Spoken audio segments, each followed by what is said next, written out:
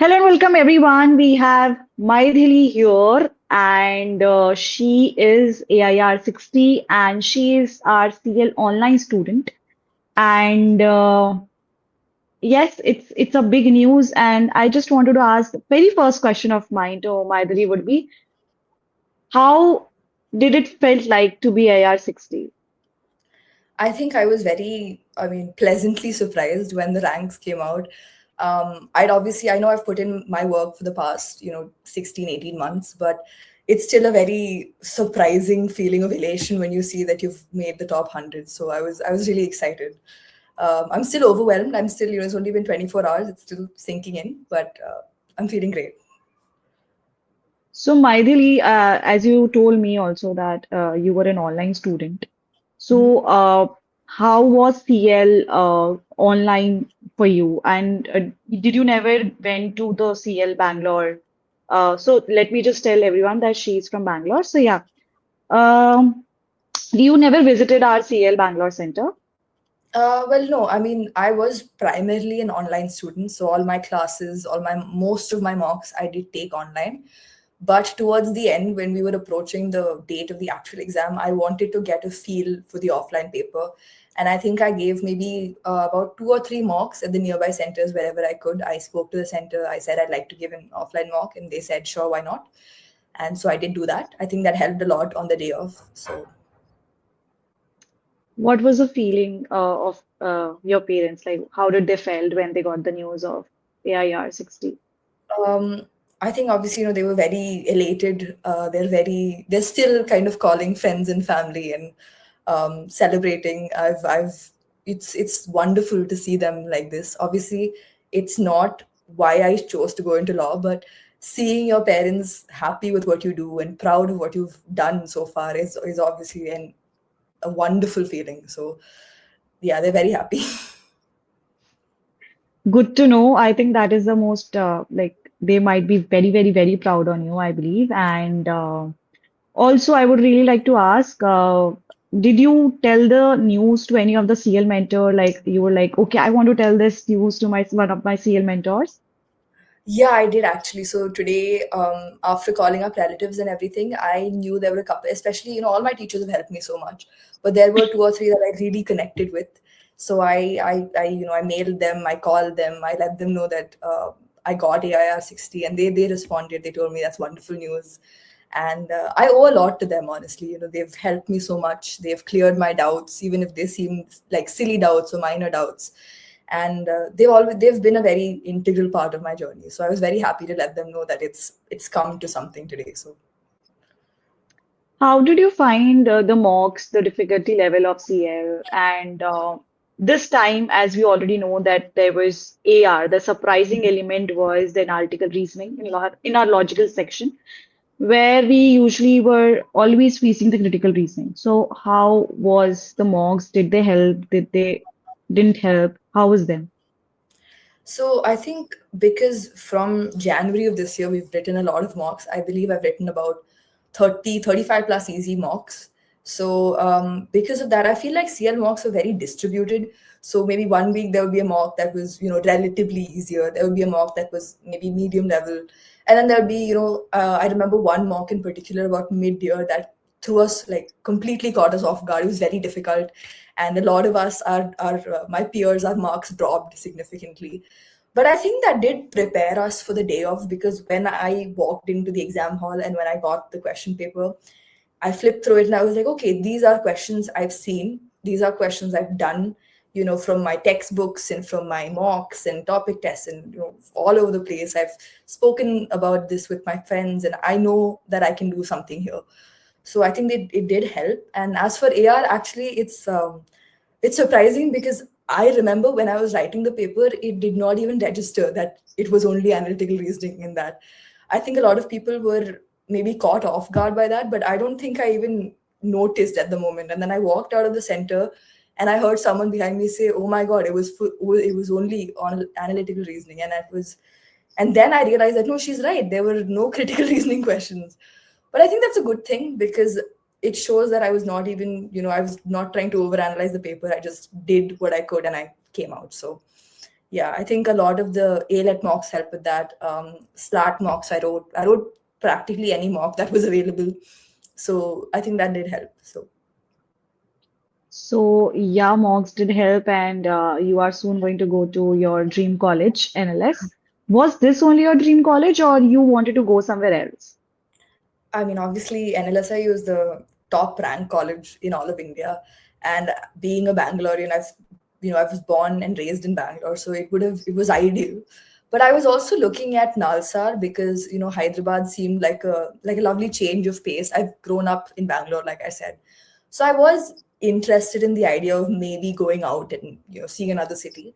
But with AIR 60, I'm hoping I do have a range of colleges open for me, so we'll see how it goes. Uh, I have seen the first time that a student wanted to go to the second topmost priority Not, college, not the first. not. I suppose. I think in the beginning, I was not. When I started preparing, I was not sure I would make it to NLS because everybody speaks about it, and I had a lot of peers who were also vying for NLS. And I think in the beginning, I was not sure I had it in me to make it to NLSIU. But over the past year and a half, after all this work, I'm very happy to be in a position to maybe make it to NLSIU in the future. So yeah. Are you all set for NLSIU Bangalore? Because it's just in your own city. Yeah, I think actually it was very interesting. My ALET center was maybe 100, 200 meters away from NLSIU. So when I went to write ALET, we stopped outside the gate, and obviously the results hadn't come out yet. And I remember my parents saying, "Oh, imagine getting to go here. Wouldn't that be great?" And I was like, "Yeah, let's hope." So it's lovely to see that it might actually be true now. I might get to go to the college of my dreams. So that's great. I am so happy that you're going to go to your dream college. And yes, not the second best, but yeah, you're going to the first. And anything that you would like to share with the students, any type of strategy that they should adopt while just like 6 months prior, or how did you start preparing in any sort of. Yeah. So I think what really helped me was obviously because I did a 2 year course, which I think is very helpful to have started that early. I was fortunate enough to have decided back then. I think the first year up to Jan of this year, I was just doing basics, basic, my books, my tests, whatever I was available, I was just covering basics. And from Jan this year, when I started writing mocks, I found that it helped to keep a book. So I had a book, and every mock I wrote, I would sit down and I would write preliminary analysis and content analysis. And I would write how many I attempted, how many were correct, incorrect. And then section wise, I would go, okay, why did I mess this up in English? What was wrong in quant? And I found that if you do that, you see a pattern, right? Where am I making mistakes? So in the beginning, my quant scores were very low because I'm a humanities student, actually. I have no math at all. I have humanities with psychology. So then I found that I was not drawing my tables right, or I was not allotting myself enough time because generally, Mhm. people say you have to give least time to quant, but that wasn't working for me. So I think, which is another thing that's important, I feel you have to find a strategy that suits you. I give more time to quant because I'm slow at math. To be very honest, I was not very. I'm not good at speed math. So I shifted like my timings, gave more time to quant. And as a reader, I've been a reader my whole life, so I can read a little bit faster. And I kind of adjusted the times in the reading sections. That really helped. I think once I then, I spent another maybe 4 or 5 mocks seeing what order of attempts helped. I found that if I attempted GK last, I would get overwhelmed. So I started attempting it first, just getting it out of the way. um, and then maybe messing around with what sections I should put first. I needed to put quant first because, again, if I did not allot it the time it needed, I would get panicked and overwhelmed. In fact, I remember one of the earliest mocks I wrote, I think I completely blanked and I skipped the entirety of quant because I was very, very worried.